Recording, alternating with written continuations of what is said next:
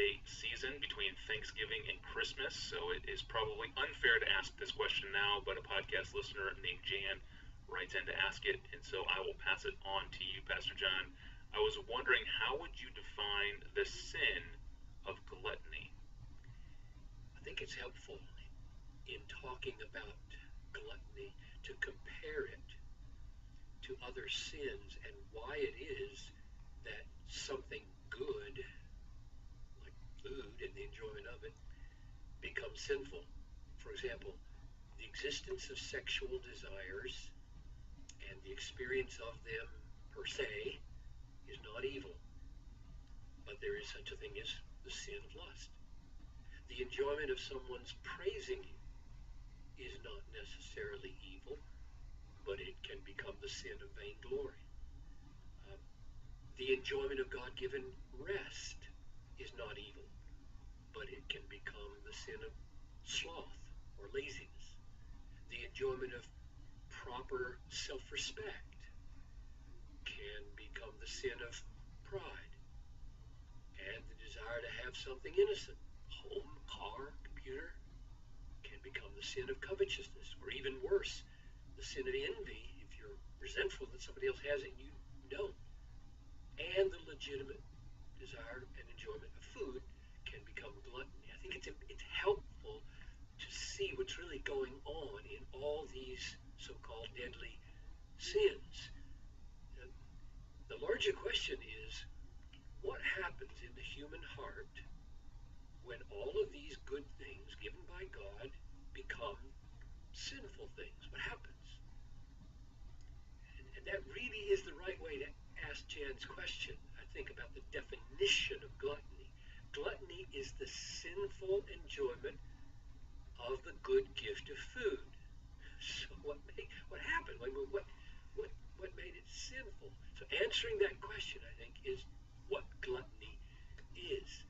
One of the historical ways of talking about those sins is that they are disordered loves, or another way is to say inordinate loves. They start with legitimate love, proper and proportional and Christ-exalting and God-rooted love for something innocent and good that God has given for our enjoyment. And then they become improper, disproportionate. They cease to exalt Christ. They cease to have their root in God. And the two passages that have helped me get my head around the biblical way of talking about this are 1 Timothy 6:6-10, and Philippians 4:11-13, and chapter 3, verse 8. So just a quick glance at those. Paul says in 1 Timothy 6:6 that godliness with contentment is great gain, and that contentment is contentment in God. And this is precisely what acts as the governor or the moderator or the regulator or the guide in all of our other desires. So when Paul gets to verse 10, he says about money, which in itself is not an evil, it's given for our proper use. And he says the love of money is a root of all kinds of evils. It is through this craving that some have wandered away and pierced themselves with many pangs. So what happened? The use of money, governed by a sweet, deep, pervasive contentment in God, has been replaced by the loss of that contentment and the emergence of a powerful love for money and craving for money, as Paul calls it. So the use of money has been disconnected or uncoupled from contentment in God. And without that tether, a legitimate desire has begun to run rampant and is about to destroy the soul. That's what happens in the use of all good things when they start to go bad. Supreme contentment or happiness or joy or satisfaction in God ceases to be the great guide or ballast or moderator or regulator of our souls. And when that goes, everything goes bad. The other text is Philippians 4, where Paul says in verse 11, not that I'm speaking of being in need, I've learned in whatever situation I am to be content. I know how to be brought low. I know how to abound. In any and every circumstance, I've learned the secret of facing plenty and hunger, abundance and need. I can do all things through him who strengthens me.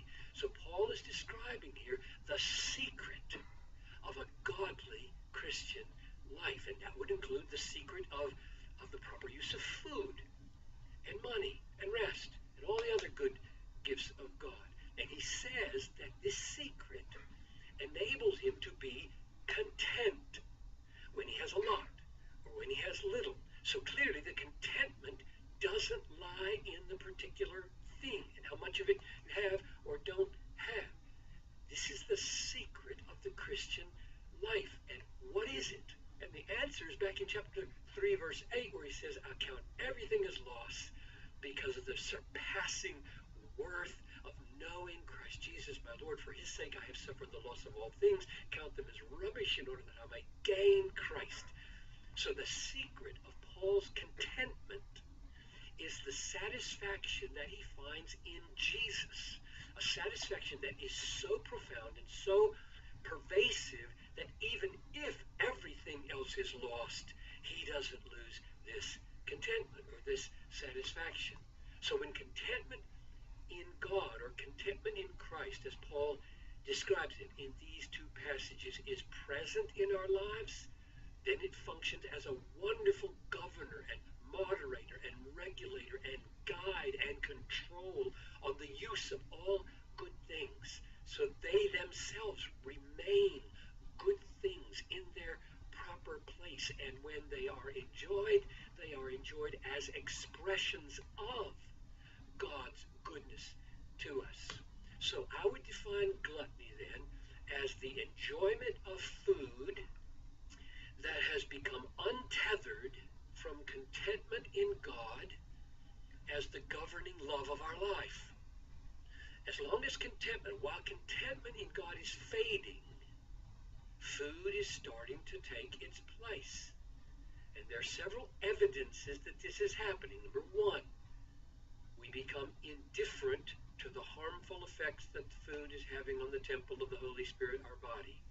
Number two, we become indifferent to the way we're stewarding our money as we spend unwisely on wrong foods. Number three, we start using food as an escape from our problems and a kind of medication for our sadness or our misery or discomfort. Or number four, we stop enjoying food as a way of enjoying God.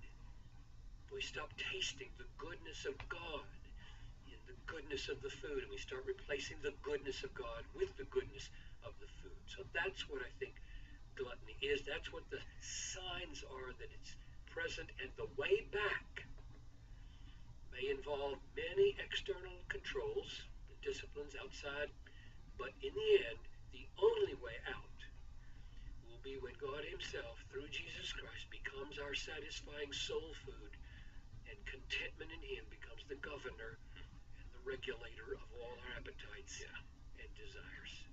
Yes. Thank you, Pastor John. And for more on this theme, see our ebook, Killjoys, and the chapter on gluttony, which was written by Jonathan Bowers. You can download the book Killjoys at desiringgod.org/books and see chapter 7. It's very helpful, and Bowers is a wonderful writer. Well, we close out the week with a question about whether the cross of Jesus proves our inherent value. It's an important question, and the question John Piper has faced for over 40 years. We'll hear from him tomorrow. I'm your host, Tony Reinke. We'll see you then.